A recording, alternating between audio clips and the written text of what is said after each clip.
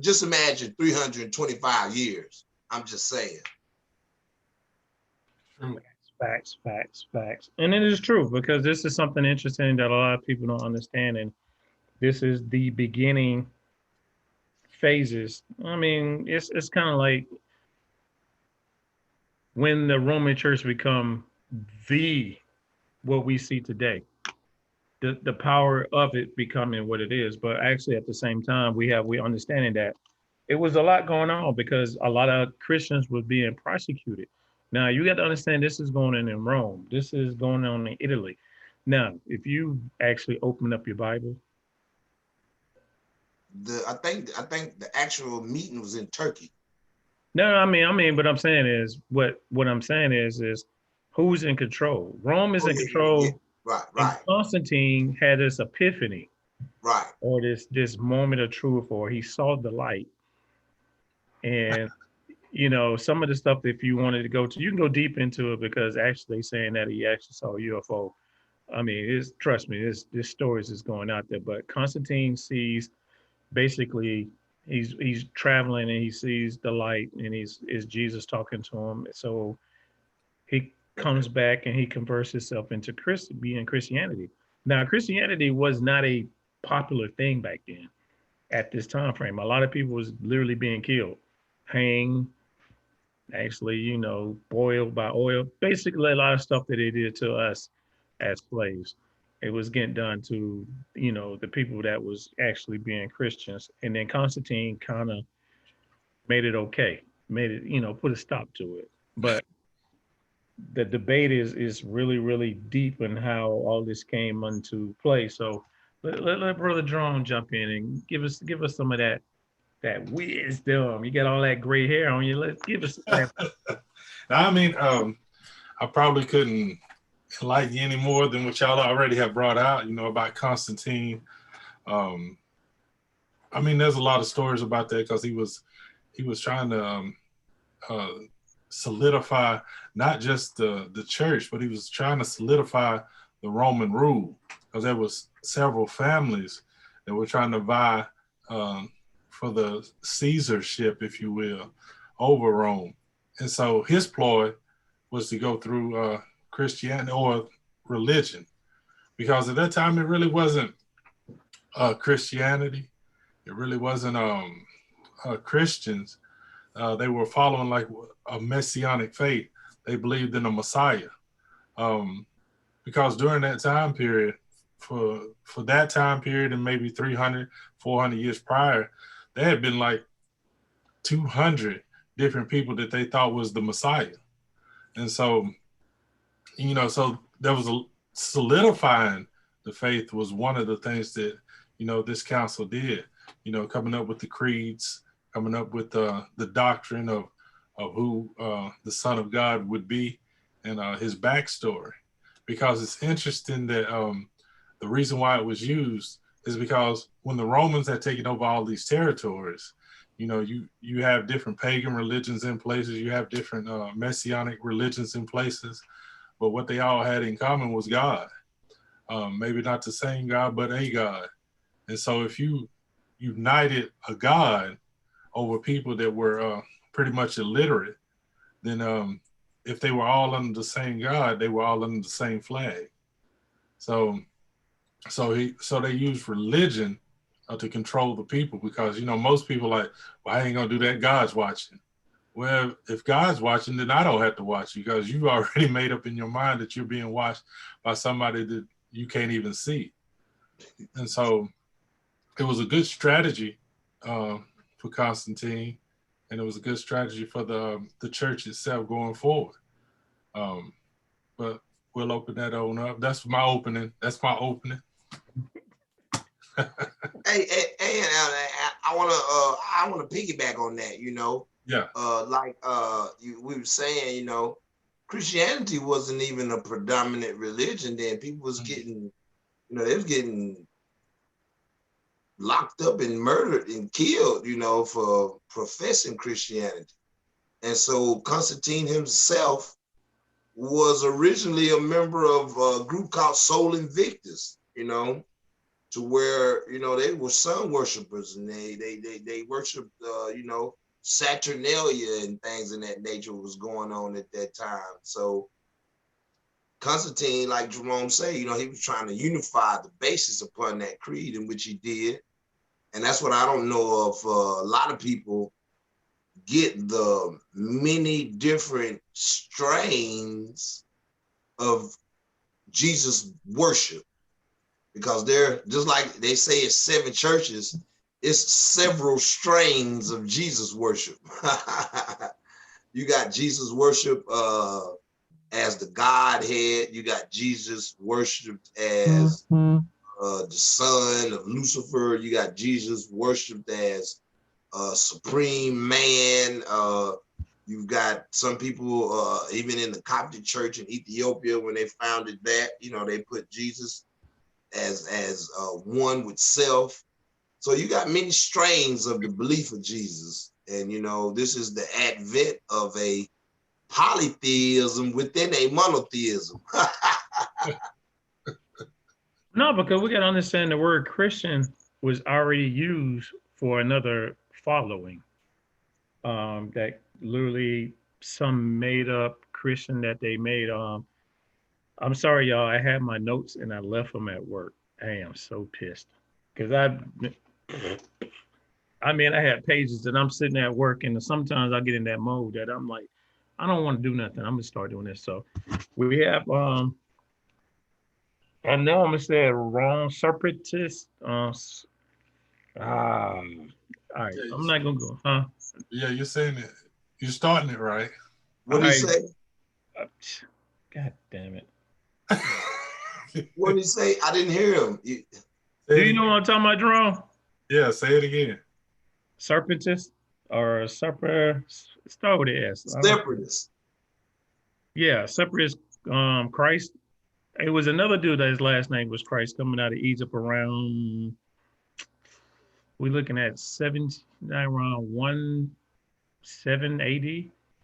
So it was already Christians. They was already Christians, and they was following this particular deity. So we got to understand that Council of Nicaea was something to get rid of all the confusion. All right, if we're gonna be Christian, if we're gonna go under this Christianity umbrella, we need to have a meeting. And actually, it's kind of interesting to see that Constantine made this meeting. So you're looking at he invited over 1,800 different bishops to come and sit down and have this, because you have to understand, you have 2 factions that was going after each other. You have Alexandria and Alexandria, no, or the dude that was over the church in Alexandria was going after artists that's coming out of Libya. They saying that he's a black man, but it's really no proof saying who he was. But if you look at the Council of Nicaea, you have 3 different groups that's there, and they all sitting here to discuss, like Tut says, who is Christ, who is Jesus, what Jesus placed. So some say this is where the Trinity comes into place. Like I said, this, Easter is something that they did discuss. It's a lot of church matters that we deal with today that started there. So when we get this belief system, I'm telling y'all, stop following something that you really don't understand the truth behind it, because we keep thinking, oh yes, God's word was, done by man. Yeah, they discussed what they wanted in there, because again, they all didn't come to an agreement. I mean, you have one guy that actually didn't, and he walked away, and 11 years later, he's dead. So, this is, you know, this was serious business. It's serious business. They didn't play. So, we understand why the Catholic Church, if you got any, like for instance, if we found something in our backyard that has something to do with religion, they have to investigate it, and it's up to them to say if this is right or if this is wrong. Because, in other words, you're not going to tear down this tower that we have built, this statue of Christianity that we have built, because that's the biggest fear is It's all a lie. And you know, that's the thing that started to culminate. Okay, 325 was the Council of Nicaea. So at this time, you have your Jewish sects that are battling for the forefront, like you say, the three groups: your Pharisees, Sadducees, and Essenes. Now, this is around 325 when the Council of Nicaea comes. Then you have the Prophet Muhammad, whose birth comes around 600 and something. And then yeah, he comes into, you know, fruition, and Angel Gabriel broke him off. So then you have Islam coming into the forefront.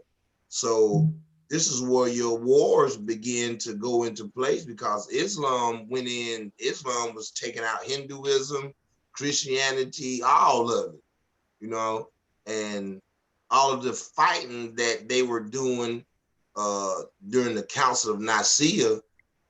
Prophet Muhammad, he came out of an area called the Essenes, which was a Jewish sect that came up, and they migrated to an area called Qumran. And in this area, they had a group of beliefs that kind of differed from the other two sects. And this is when you begin to have your fight of the Abrahamic religions, and Islam began to take over, as you see with the Spanish Renaissance that went on through the Dark Ages. And this came about because Rome at the time were using Roman numerals, and their calculations were incomplete because they didn't have a zero incorporated into their arithmetic or their caricatures of writing. So Rome had kind of fell off from their being limited without using the zero. And that's where Islam came in. And not only did they bring a zero, they brought Islam in with Sharia law. And as like we spoke about last week, that was the advent of Europeans trying to make the Spanish Inquisition and escape Sharia law. So, I mean, it's been an ongoing fight from 325. They fighting amongst themselves, and you got Islam coming in fighting another 300 or so years later, 400 years. And Islam run things for about 700 years, you know. Then this Christianity comes back, and then they come to America, starting it over again. So this whole belief in Jesus, you know, like B was just saying, you know, people got to be careful of what they're researching. I mean, what they're believing without any research. I mean, I know I can understand in times of slavery and when Black people were limited as far as educating themselves, but now it's no excuse. It's no excuse. There's no excuse. You can't pick up a book. You can't. They got books now that talk to you. You know what I'm saying? You can go on YouTube and watch videos. So it's no excuse why you're not getting this intelligence, because it's written. It's written. Yeah, they're flooding the market. They flooding the market with information. Yeah. But go ahead, Jerome. Go ahead, Jerome. Sometimes that's the problem, and they flood the market with information. People don't know how to decipher the information from the beginning, and they get this overload and don't know what to believe. So you just stand on what you used to believe. But yeah, it's very interesting that when they came together from all parts of Europe, they were bringing their belief systems and trying to unify a belief system for the whole spread. Well, you got to look, there were Hellenistic Jews in there also. So, you know, there was a lot of Greek influence. But it's interesting to me, and that's why you had to have the divinity. But when you talk about Christians, you know, a lot of people never look at like the Hindus, they have Krishna. And so, you know, so the name Krishna was back then. And so Krishna became Christ. They both were born on the 25th of December. And actually in the word Crisco is where they take Christ from. But like I said, the word Jesus was not discussed during the year 325. but the actual figure was, but not the name Jesus. That didn't exist in the year 325, and it didn't exist for maybe 700-800 years later. It's just interesting to me, the stories that, because a lot of people can, my Islamic brothers will get mad, but you can't even prove the existence of Muhammad. So, and his story is so similar to Paul's story. Being knocked from the beast, and Paul, the same angel spoke to him. So, it's just a lot of similarities in stories that people don't want to acknowledge. To say going forward that these have been put together by a group of people and set forth on to the people. I think it's interesting when you talk about the story. I don't know how we can get into the story of Jesus, but that's just an interesting story to come out of nowhere. Because that, from the Messianic teachings and the Memphonite teachings that later transformed into what you call Christianity, that Jesus story, that wasn't a thing. Look at the Old Testament. Where do you see a Jesus story? So, you never do. You throwing that question out there? You never. Yeah. That's what I'm saying.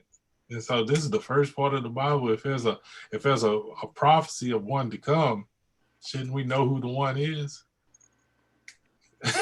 No, but I thought this is where, because you have to look at it. It's like they had over like 20 different meetings. The Council of Nicaea was just the first of many. Oh yeah, they had meetings up until the 60s. Right. I think 68, 67 was the last meeting of these councils.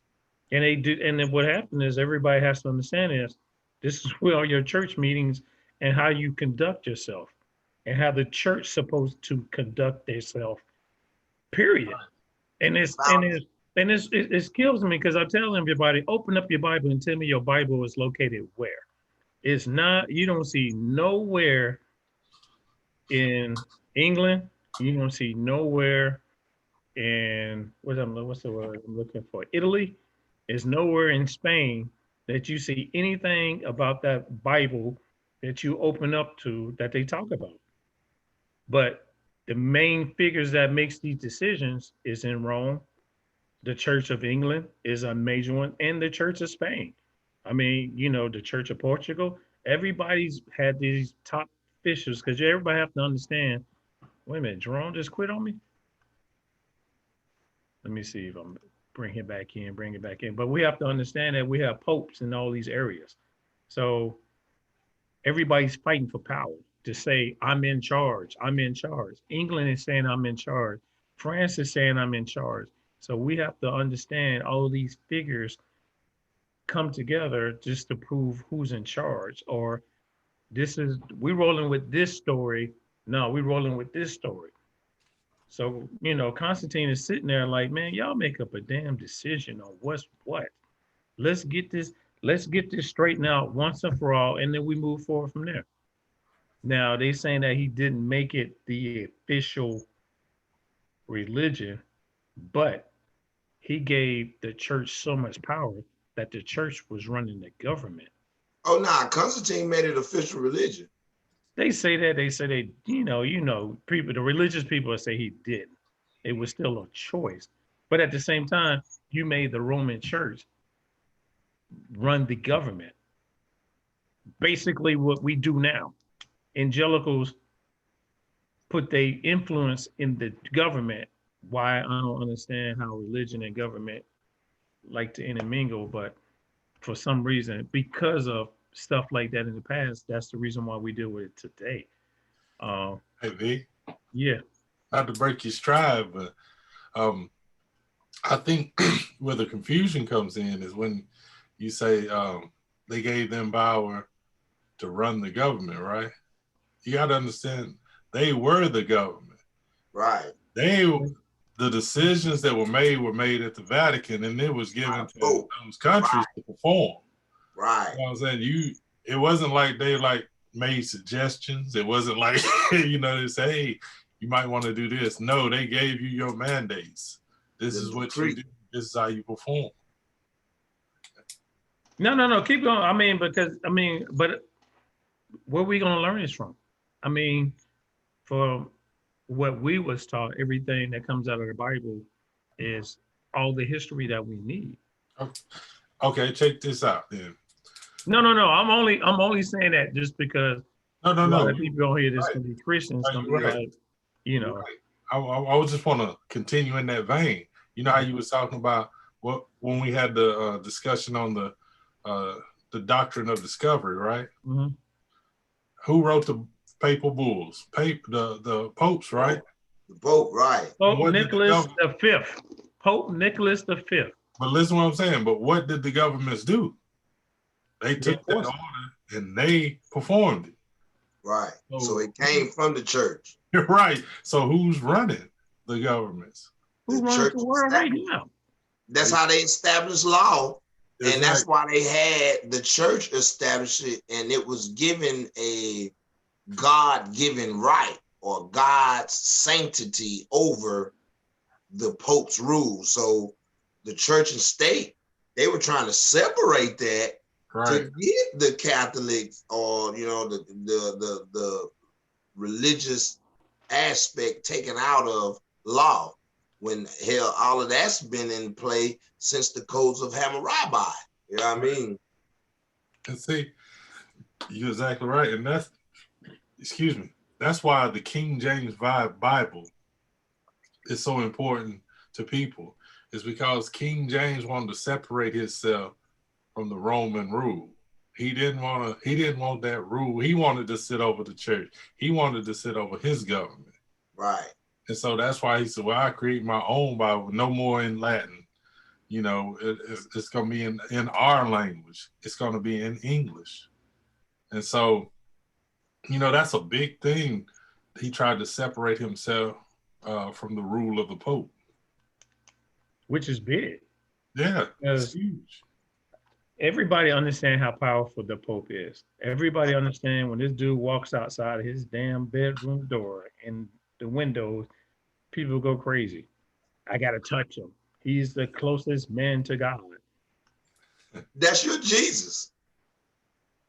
That's your messianic figure. Your popes are your messianic Jesus figures. That's why the stories of Jesus and him being elected official and being anointed and a coming Messiah was a motherfucker that was going to come and spank all of the Romans from the BS that they're doing. Right. Yo, Jerome, look, Alex going out. Alex doing it again. Alex coming out. Hey, you know what, Alex, I understand what you're saying. But if you study the Catholic Church, a lot of that stuff is just part of their culture. You have to understand Roman culture. What'd he say? I can't see it.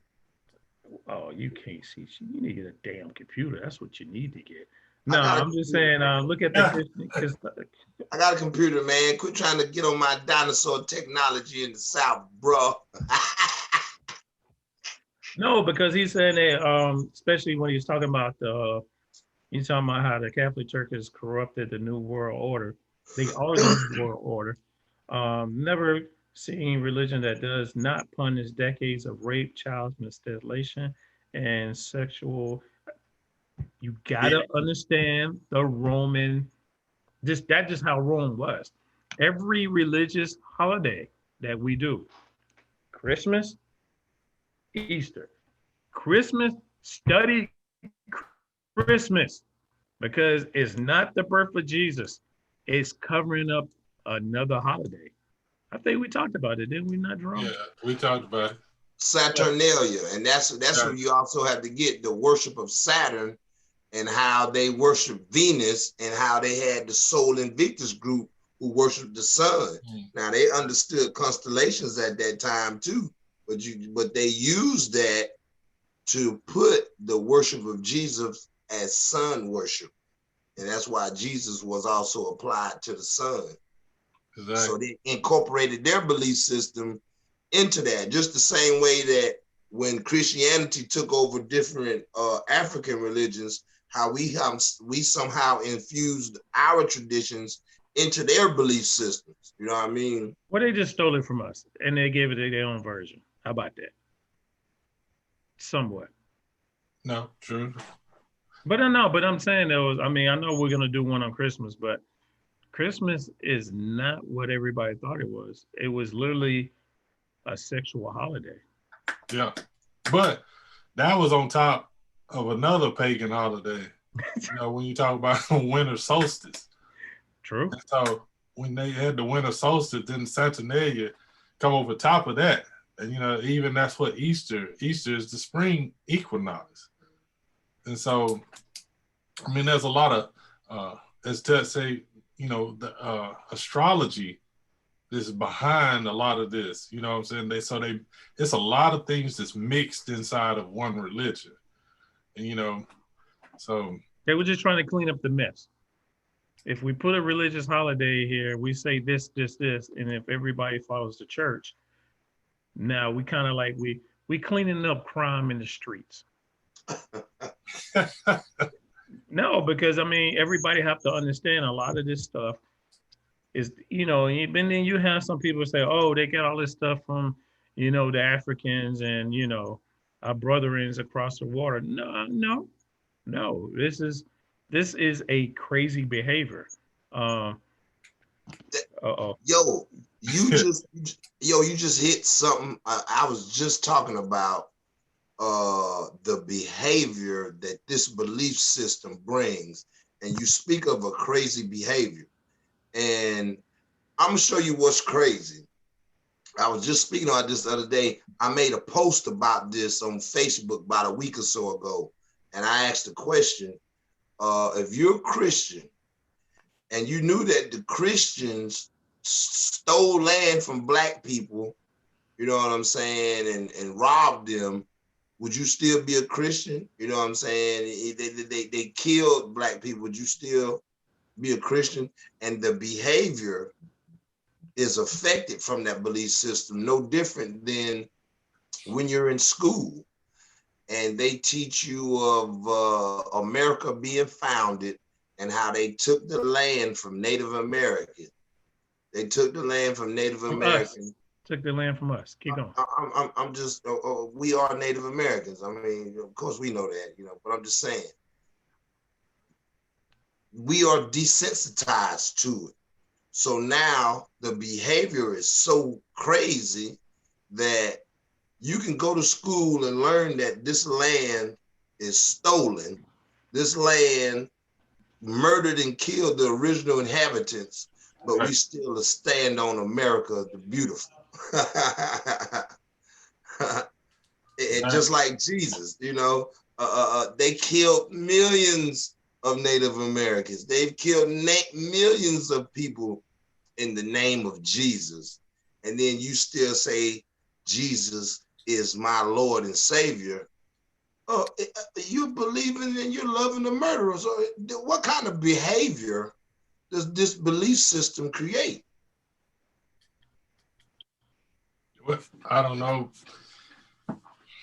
I don't know about behavior because, you know, behavior does pass, but I know a thought system, you know, how people think is very strong, and it's passed on through partial behavior, partially through indoctrination. So, I mean, I see exactly what you're talking about.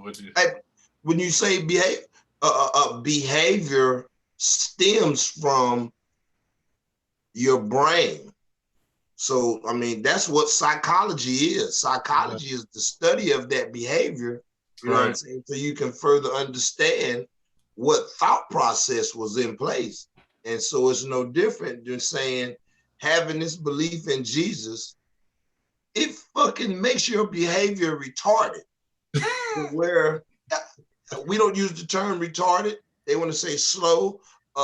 Mentally challenged. You're retarded. You're retarded because this is a form of ignorance.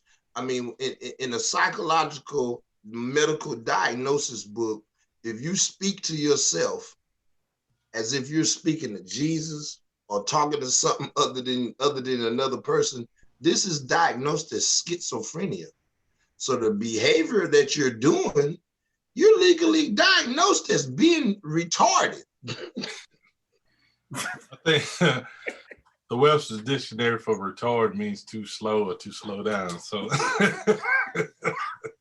but that's why I still use it. They took it out because they said it's harsh to people. But right. I see a lot of stuff that's harsh to my way of life. So, right. Hey, well, eye for an eye, I bite back. I got you. Motherfuckers is retarded. Actually, it's kind of. I'm sorry. Go ahead, Drum. Go ahead. Yeah, no. I wanted to speak on the behavior part. A lot of people don't, because when he was talking about, I think Alice was talking about the Catholic Church and the sexual deviancy, like the priest getting away with child molestation and these different things of that nature. You got to follow the pattern all the way back. If you go back to the Greek society, right? The Greeks believed this, that males were intellectual, that women couldn't have the ability to have the same intellect as a male. So to have a woman, it was just for copulation to create another child. But if you wanted to share thought, if you wanted to share intimacy, you had to do it with another male. And so that's why they would be homosexual men, but they would have women or wives, right? And so as it progressed, they took on child lovers. And that's when they started the bathhouses. And bathhouses were attended only by men, and only men could work in it. So they used to have young boys work in the bathhouse, and this is where these men would have relationships. This passed on to the Roman society. That's why the Roman bathhouse was so popular.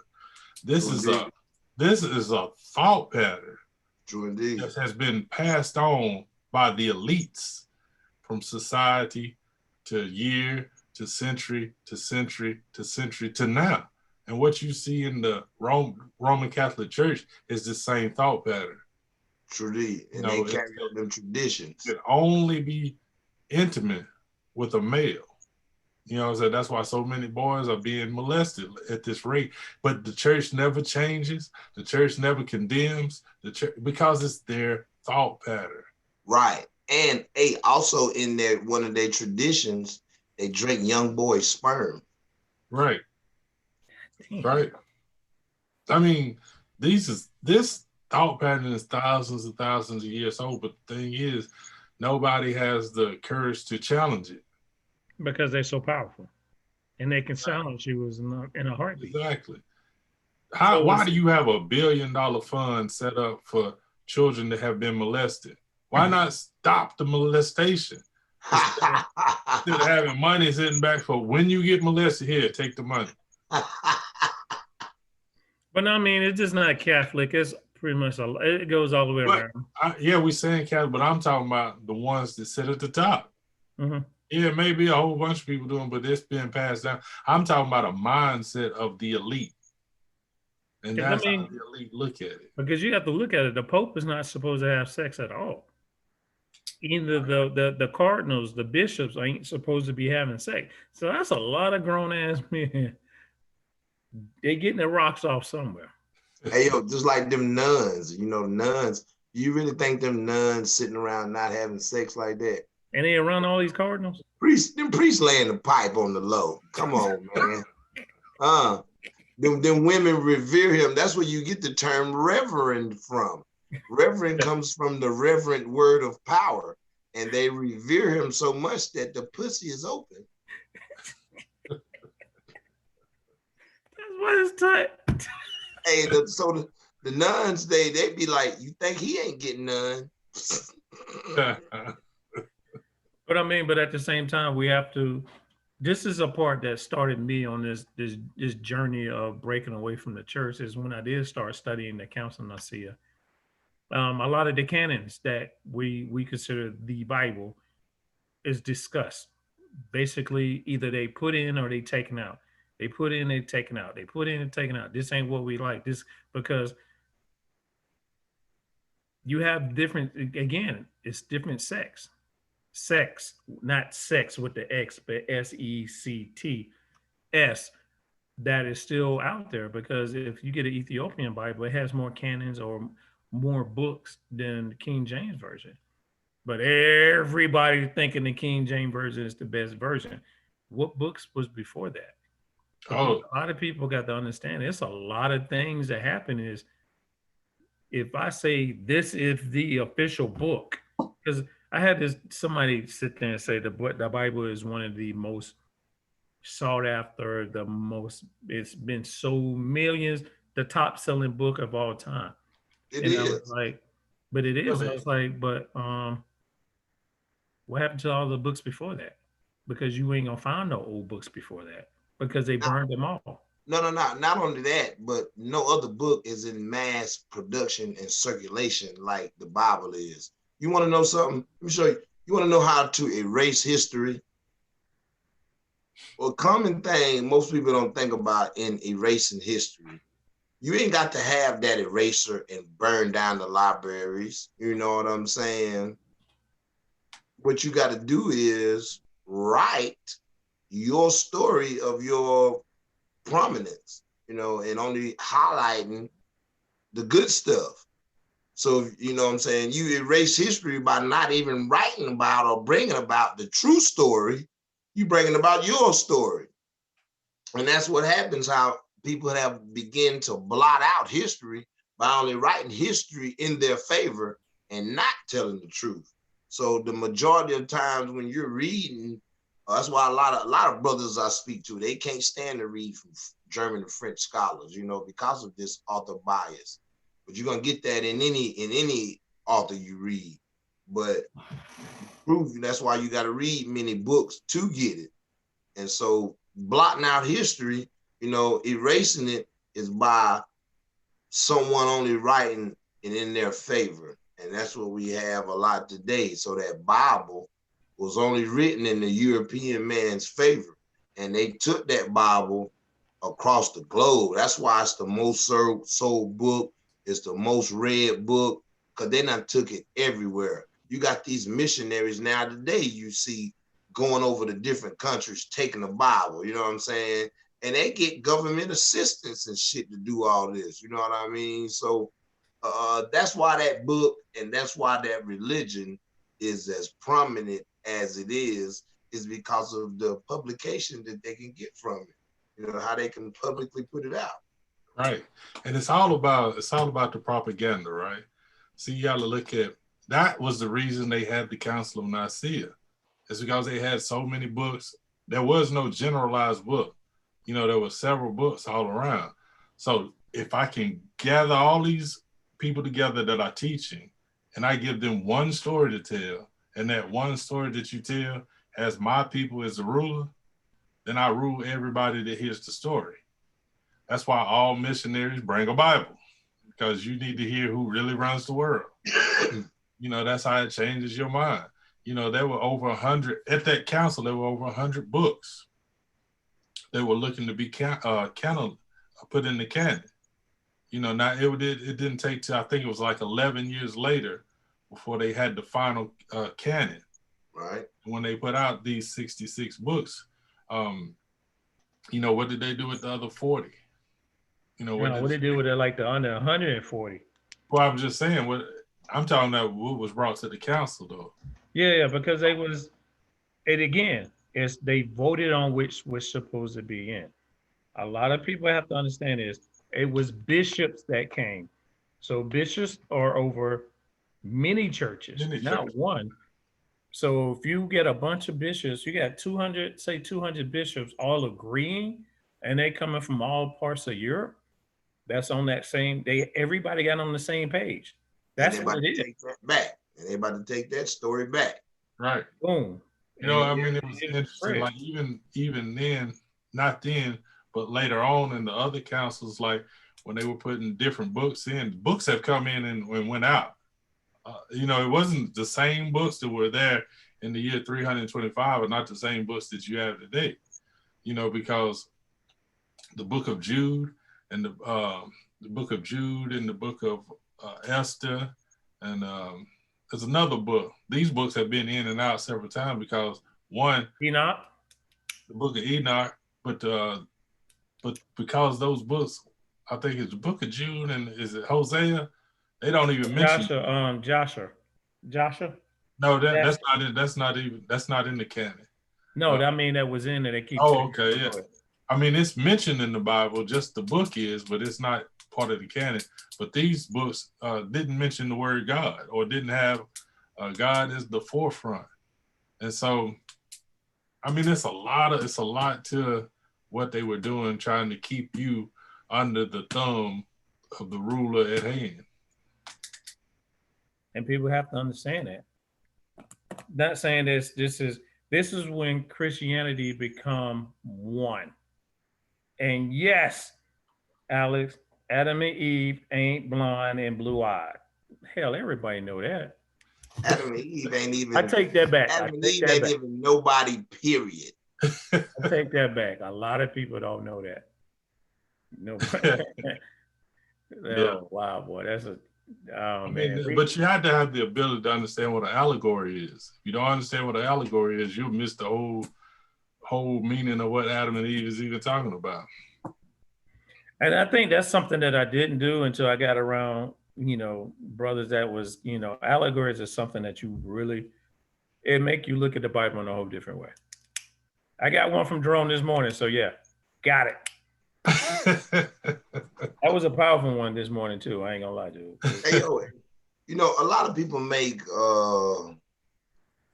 funny jokes, memes, and things of this nature of so many of the contradictions in the Bible. And if you really logically look at a lot of the stories, a lot of the events, if you really look at them logically, you have to say to yourself, I can't be this stupid. I mean, you gotta look. I mean, you gotta. Let's look at this, for example.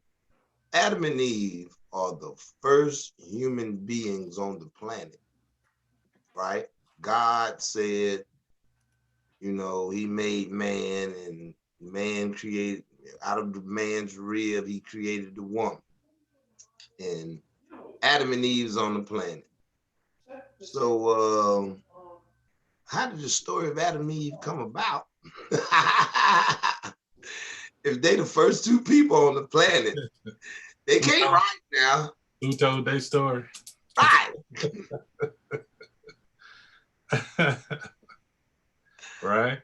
I mean, you gotta logically think about stuff, man.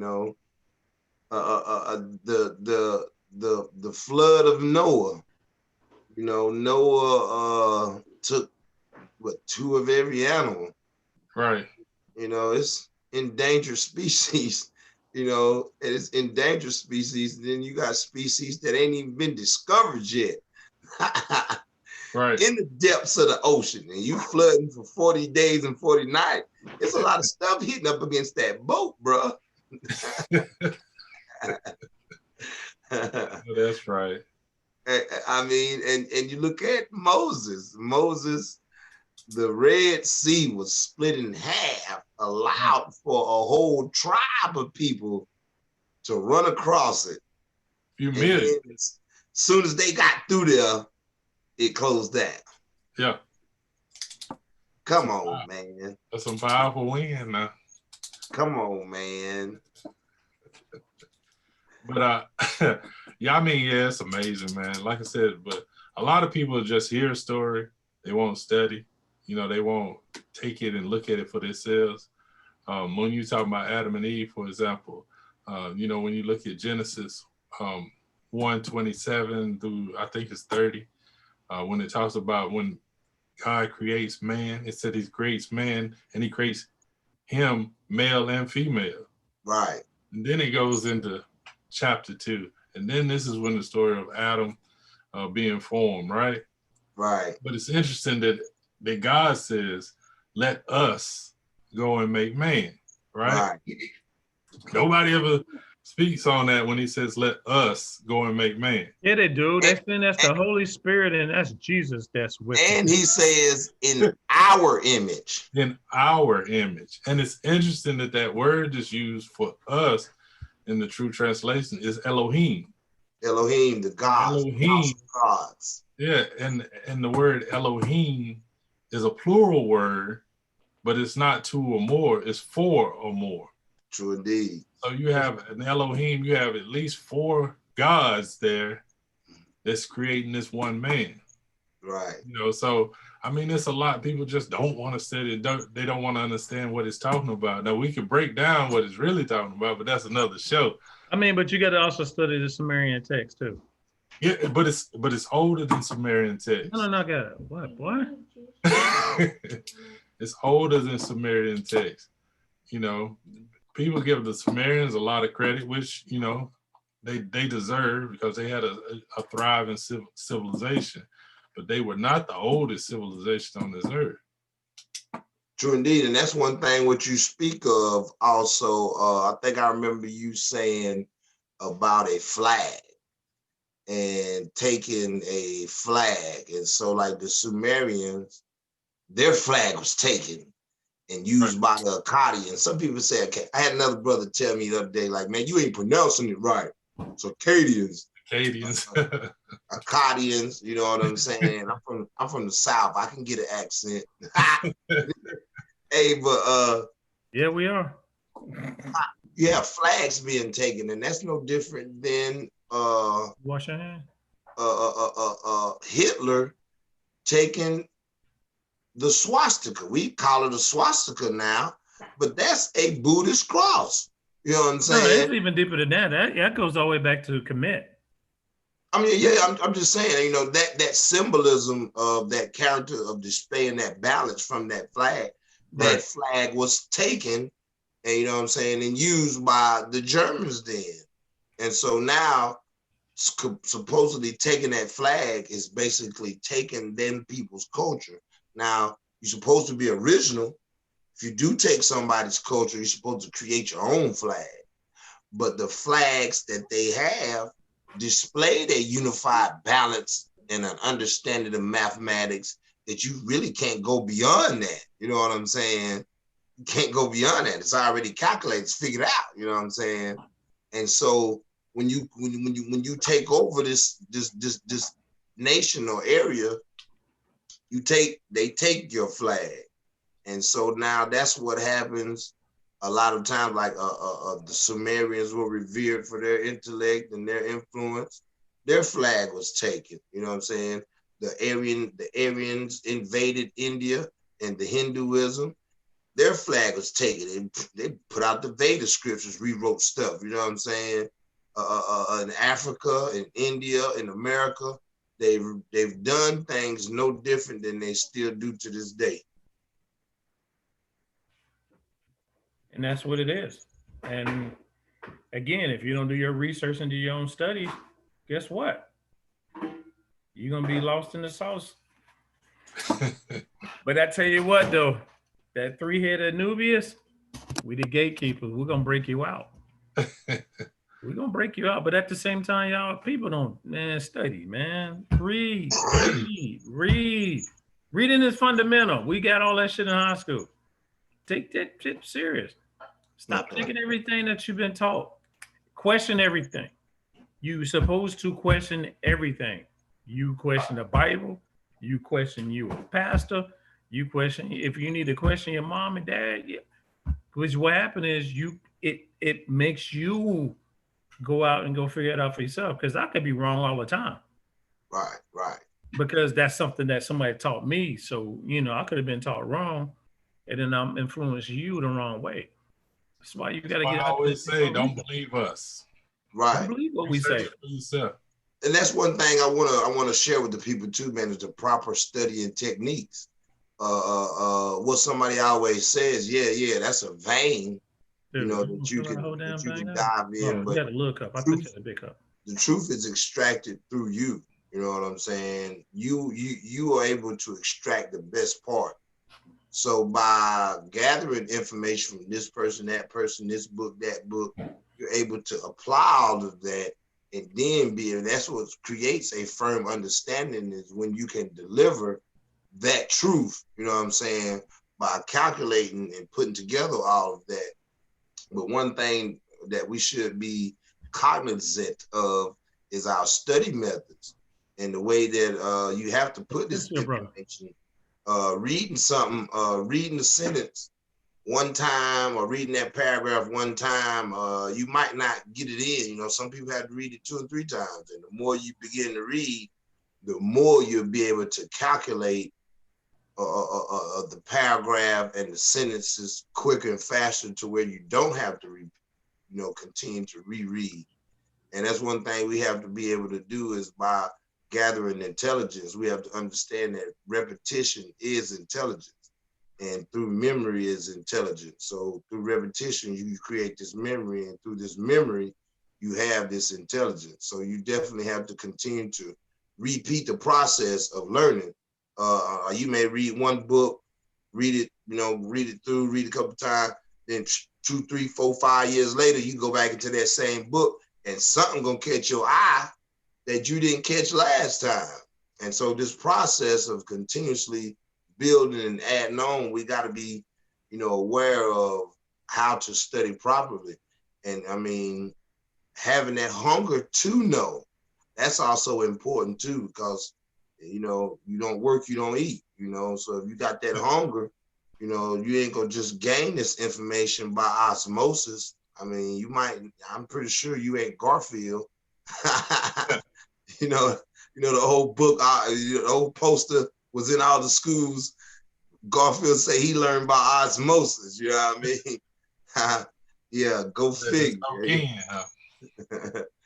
Yeah, so I mean, it's important for people to read, man, and gather this information. And by gathering this information and being able to speak with others, then that purifies your understanding better and crystallizes it. And that repetition of talking, reading, and then talking, that's what crystallizes it. So we've got to have these learning techniques into place, and if people are not using the techniques properly, you're never going to be good at the game. Right. Right. I know when you were talking about studying, you have to also expand how you think about things. I always talk about time to, we always look at religion in this 2,000 year bubble or this 2,000 year span, but religion and how it's changed it goes back 100,000 years. We just don't understand it like that. Like Christianity, modern Christianity, right. Like I said, it's set up on the Mennonite religion. They have something what's called the Shabaka Stone. And right. The Shabaka Stone is in the British Museum. And on this is the story of creation. On this is the story of the flood. On this is the story of 2 brothers that fought and one killed the other. Right. This Shabaka Stone is over 20,000 years old. So if Christianity is 2,000 years old, but the stories are 20,000 years old, who's right? Christianity. I would take the oldest one, right? Christianity is right and always right. so we was taught. We don't forget, we're from the South.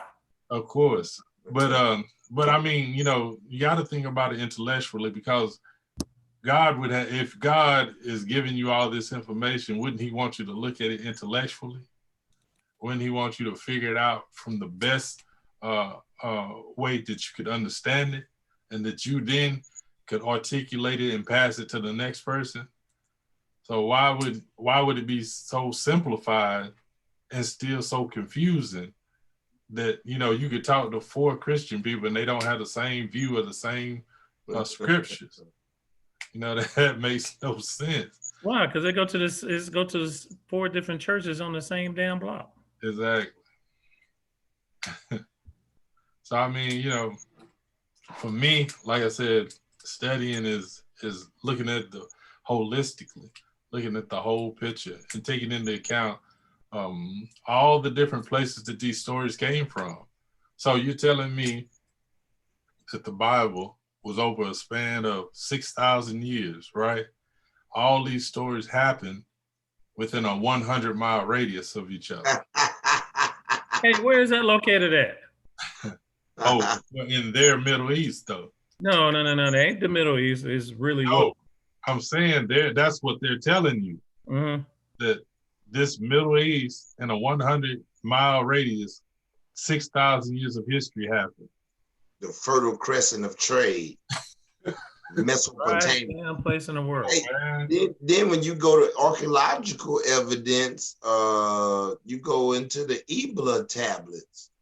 And the Ebla tablets, the stone tablets that they found, over 250,000 tablets. And they all spoke about daily life and religious practices and everything. And this is where your worship of El and Baal even came from. So during that time in that area, you know, they were heavy in their religious aspect to El and Baal.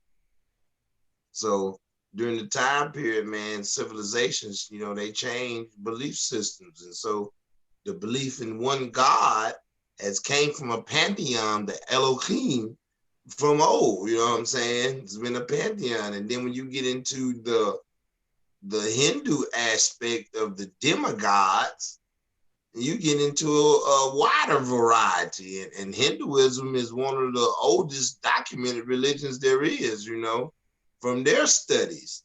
Oh, and when man, you read, they're deep. Right. Oh my God, they super deep. And I mean, it's at the same time, I mean, studying religion is not an issue. Studying religion, understanding what you're studying is somebody's opinion. But Hindu, man, them dudes they talk about like wars and the sky wars. Yeah, right. So yeah, I they mean, have a lot of people also got to understand. you gotta understand that 6-pointed star is, like we were speaking about flags, that is a representation of a scientific or astronomical number too. And so that science was known from the Hindu, you know what I'm saying? And then you can get into some of the Sanskrit writings in which they have a lot of ancient quote unquote stories, but they got calculations of spaceships and the whole nine, you know what I mean? And also too, you know, the form of quote unquote magic was scientifically displayed in this Hindu religion. So this is where you get your different Taoism, you know what I'm saying, Shintoism, you know, evolving all the way into Buddhism and the ancient mysticism, you know what I mean? So this science has been well known and documented, is just beginning to break down and get abrogated in time. That's before Christianity. Way before. And for Christianity to even get in that area, you had to enslave the people. Because other than that, Hindu is strong. Right.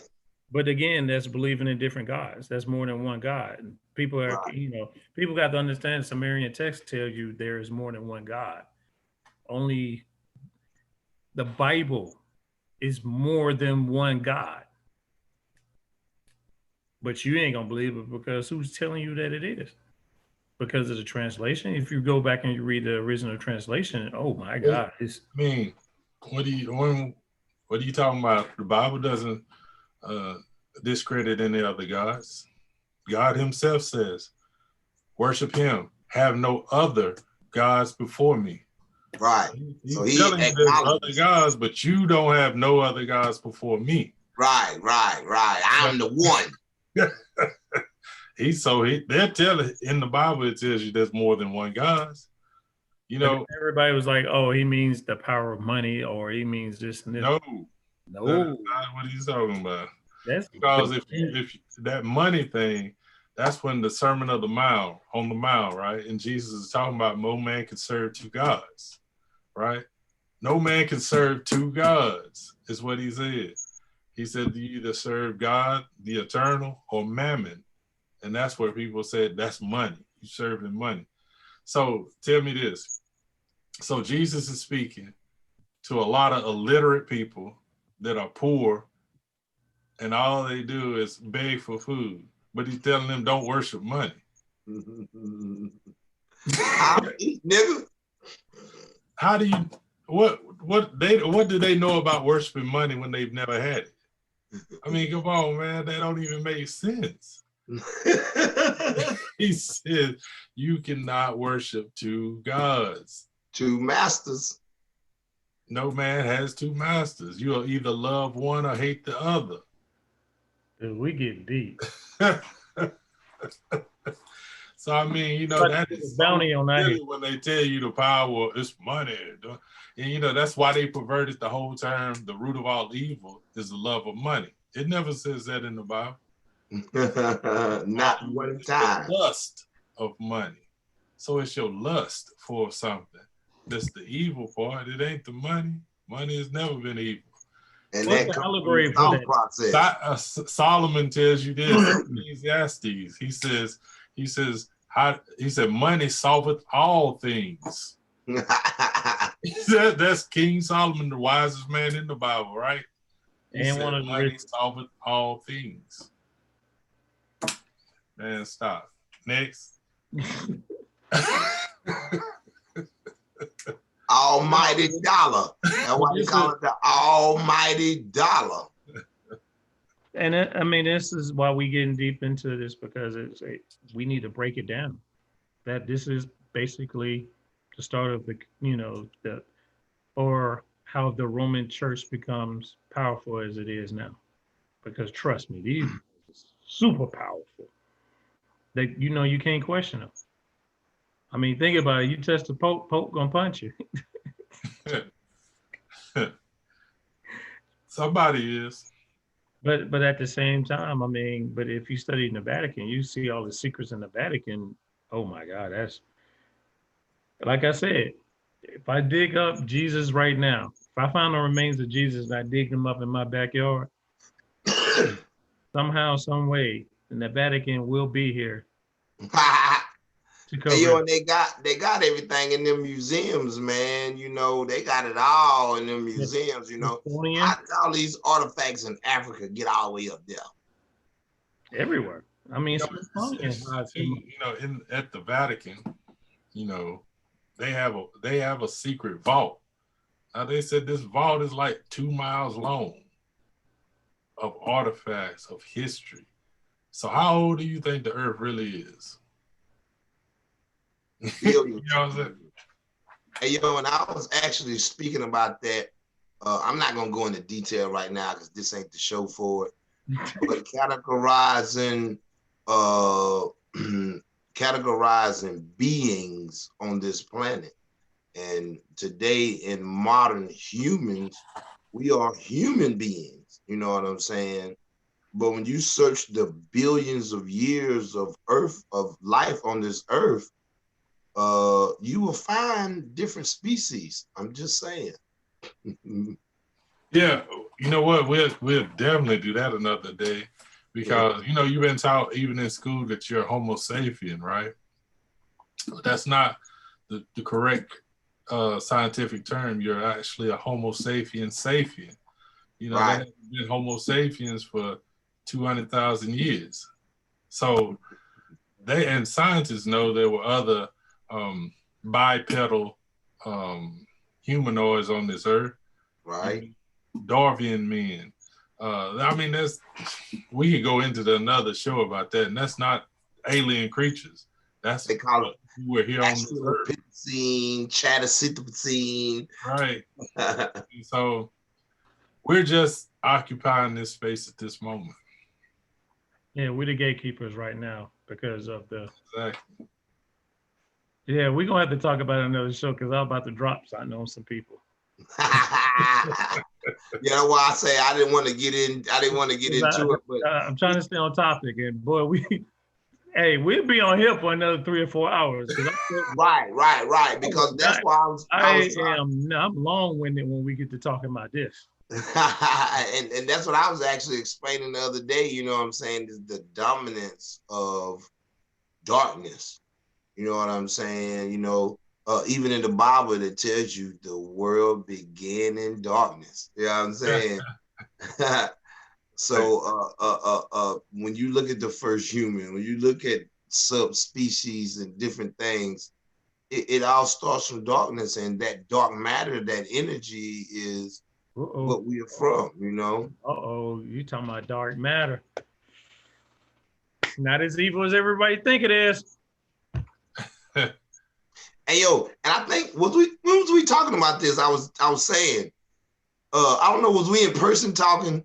I can't remember, but a lot of the times here in America, I don't know if I can't remember who I was speaking Get to it, anyway. So I know what the hell you were doing. My bad. Look though, a lot of times here in America, we sit and we think of God and devil, good and evil, things of this nature. What if the whole time? Oh, that was last show, because you be getting on that. Go ahead. I'm saying, what if the whole time you've been worshiping the devil and evilness, but you think you worshiping God and righteousness? What if? And that's a key thing when how we've been hoodwinked and bamboozled, because actually in our society, and as Jerome stated, our way of thinking, we have devilish thinking. Like I said, though, everything is upside down. Forget, the first map is what? We ain't in North America. Actually, we ain't in South America. But you don't know nothing about that, though. You don't know nothing about that, though.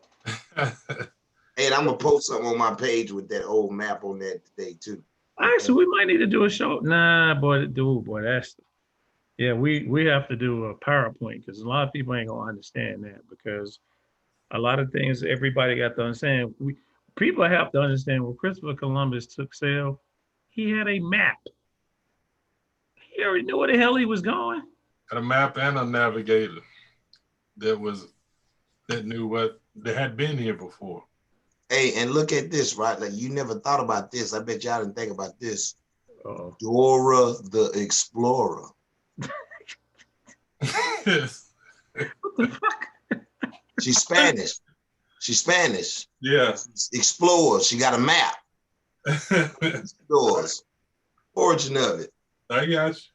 I got it now when you said it, though. And she even looked like Christopher Columbus in the picture. Wait a minute. She from Spain. Who is? Dora the Explorer. Right. She ain't from no damn Spain. She from fucking South America. Where you think South Americans' goddamn way of thinking is from? Spain. No. I'm just saying that. I'm just throwing it out there, because most people think, Spain, like everything created. Just like, for instance, everybody thinks that everything came out of Italy. Italy, if you ever go there, trust me. Rome was the capital of there. That's what, you know what I'm saying? That's why a lot of people had that influence, just because Rome's capital was there. But the Bible has nothing to do with it. Hey, and actually, in your Bible, Jesus says, "Come ye Romans and Gentiles." That's what he was going. That's what he was going to speak to and trying to civilize. Oh, you'll see people that throw in, Romans, blah blah blah blah. Yeah, that's all in the New Testament. The Old Testament, that's all North Africa. All North Africa, nowhere else. But again, the Council of Nicaea is where basically you get your Bible. The old, my bad, before King James Version. Because what is King James Version translated from? Do anybody know that? From you said where it's translated from? Yeah, because what Bible did he translate that from when he got his information from? They call it the Pentateuch. It was written by Saint Jerome. He put it from Old Hebrew, Old Greek, and Latin. Right. And so it's translated after another translation from another translation. Right. That's why it's called. That's why all churches used to be, and everything was uniform. It was in Latin before the King James version of the Bible. Which he brought it into English. Yeah. Rome has said every Bible and everybody would hear it in Latin. That's why they had their services in Latin when they do the mass, and they chanting and doing all that. The Catholic Church is Latin. Yeah. But at the same Byzantine. time, it's supposed to be a dead language. It ain't Yeah, whatever. it ain't European either. No, it's not. But again, people don't do their research. People don't do their damn research, man. And I'm guilty of that because I used to be like that. So I mean, yeah, Right. I used I to think be. we all used to be like that as far as being raised in church. But you got to have that hunger. You got to have that hunger to want to know. I mean, and I think each one of us has had that inquisitive thought. And we've said, shit, let me find out. You know what I'm saying? I'm not going to go on what somebody else is telling me. Let me find out myself. We all have had it. And until people take that, look in the mirror and say, I want to know for myself instead of depending on somebody else to feed me they parroted version. You know what I mean? And that's what a lot of people depend on. But I mean, even to this day, I mean, you got YouTube. You can watch numerous videos, or you can watch TV shows and movies all day.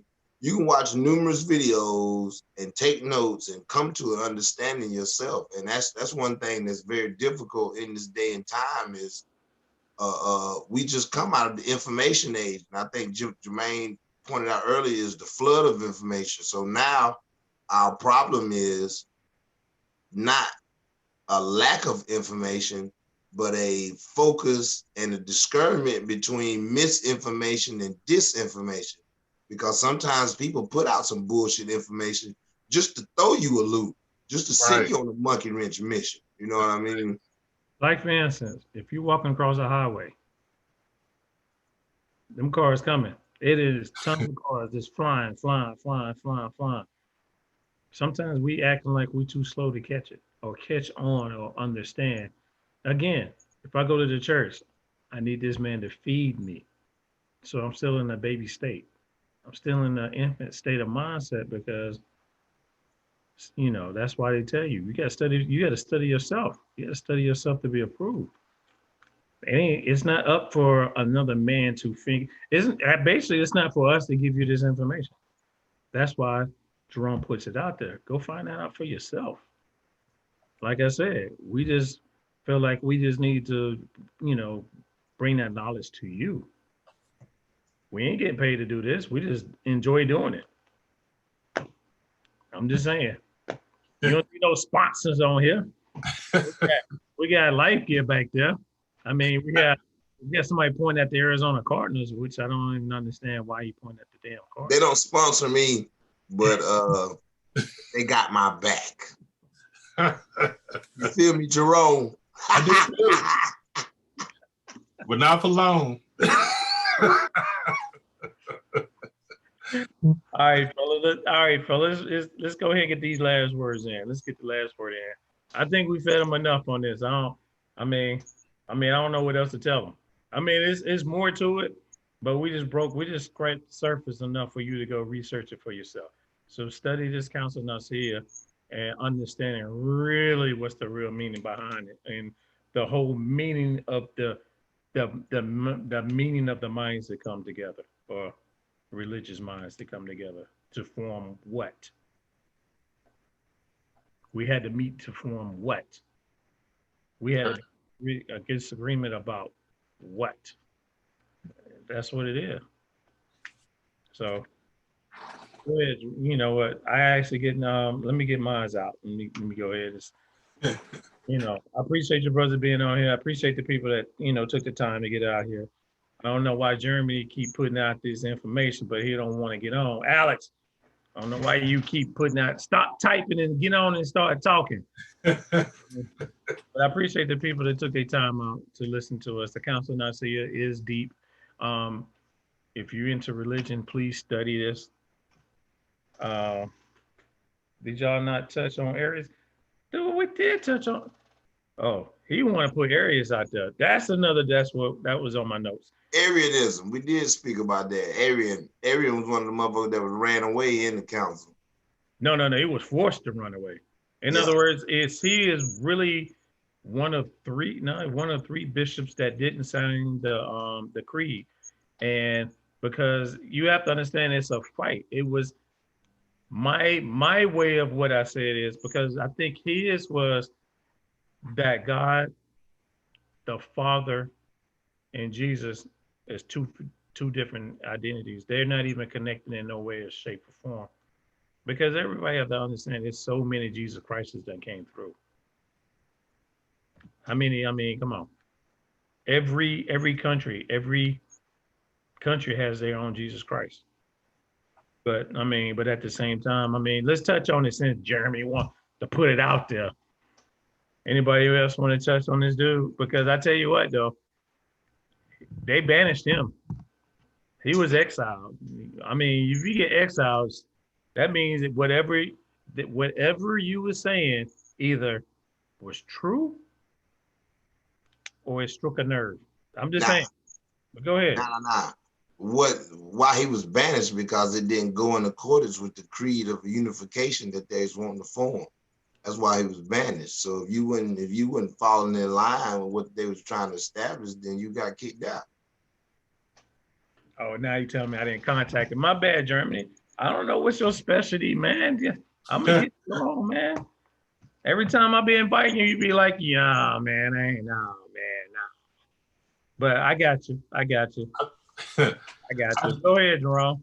I want to say, y'all pretty much touched on that subject, but at the same point, when you're talking about everybody had their own Jesus Christ, they didn't have their own Jesus Christ. They had their own Messiah story. Yeah. So it wasn't a Jesus at that point. And right. people say Jesus Christ, and that's not his last name. It was Jesus the Christ. So you had to understand what the Christ part was. And if you understand what the Christ was, then you'll understand why there were so many of them. And he was just Jesus the Christ. There was just a label put onto it. But I mean, it's been tall stories of a common Dravidian. That's what I said. They were all fictitious stories anyway. So I mean, it's funny to me, like when our people would try to make Jesus black. Why? I mean, he's fictitious anyway. Why make it black? It don't make what color you make him. You can make him purple, green. Well, hold up. I agree with you, but I don't give a fuck. Region, this dude, just to say, you know what I'm saying, for people who if there was a person. The person in that region, you cannot go into Egypt as a Caucasian and blend. You can go into Egypt as a Caucasian, mulattoes, whoa, not then. Understand what we talking about. You might can do it today. Not then you couldn't. Yeah, you could back then. You had to study and come into it. They were permitted at that time, at different times. You had to study and learn and come amongst them, I mean, hot tooth. Mulatto. Yeah, October. Yeah, you could come in there, and you had to even think about You got to even think about during Egypt's times. You had a lot of rulers. Whitewashing was going on no different today as it was back then.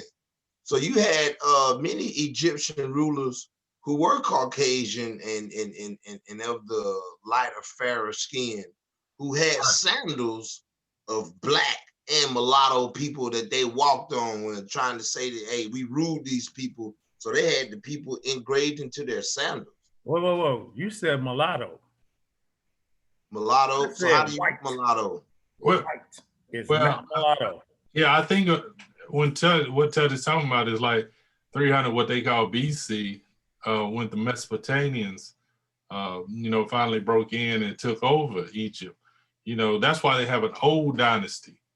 The old dynasty is, what we look at as truly Africans. But they're the Mesopotamians, the Assyrians, the Persians, all of them have people that sat on the throne and called themselves Pharaoh. But But for what for what we're talking about, that's a different story. But when we're talking about the Christ and the messianic figures, there were hundreds at that time, and that's why one of the reasons that they put together the council too is to quell all that. You know, no, this is who our Messiah figure is, and this is who our Messiah's figure is going forward. You know, all these other ones we're gonna put to death. Yeah, it's always been tales of a coming Dravidian, a descendant of David, who's coming to redeem his people. Find him too. Yeah, yeah. Find Solomon. You know, find Abraham. Yeah. Find any of them. But you can find King Tut, Toten Moses. Right there, we looking at King Tut. That's what I'm saying. You can find him. Hey, nobody else that can find. In, bro. Yo, man, I just want to say, oh, pardon me, Jerome, you had something else? Now, I just want to say to everybody, you know, oftentimes we look at other people and we see how they act and how they behave. And sometimes we forget to reflect on ourselves. I think that's one thing we need to do is observe other people and then reflect that upon yourself. You know, look at people and their worship of Jesus and how it makes them behave. And then think about yourself and the crazy stuff that your belief system can cause you to do.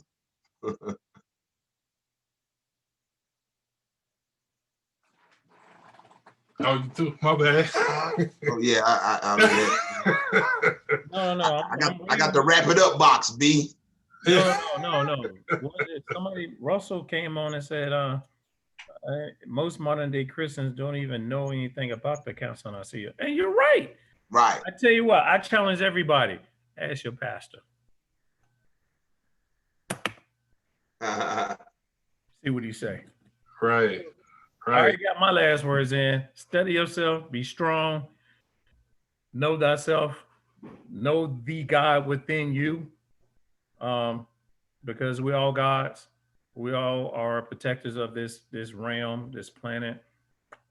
And hey, I just want to tell y'all, man, keep studying, man. Study, research. But let my man. Oh man, don't throw the Anunnaki in there, Jerome. I mean, Jeremy. I'm trying to get off, man.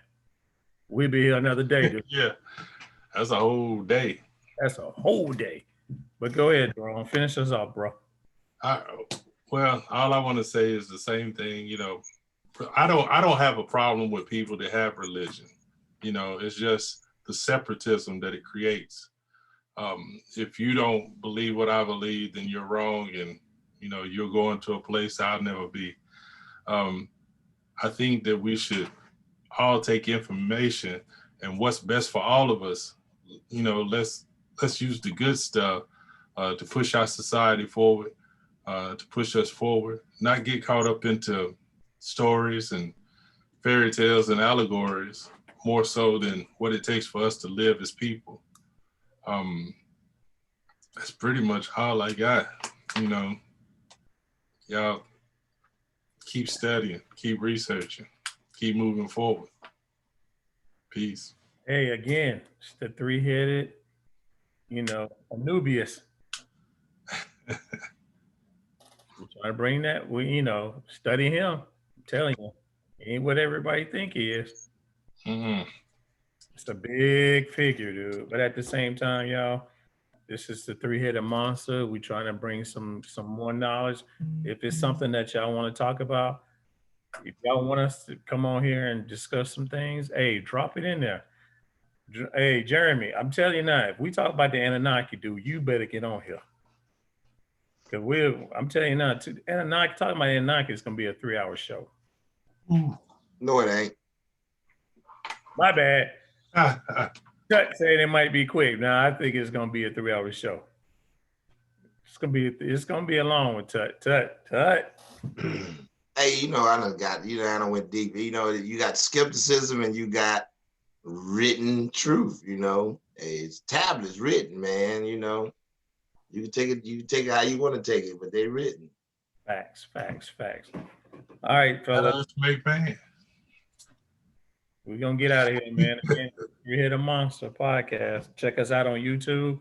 Peace. We hit a Nubius, 3-Headed Monster Podcast, and we out, y'all. Peace. Peace.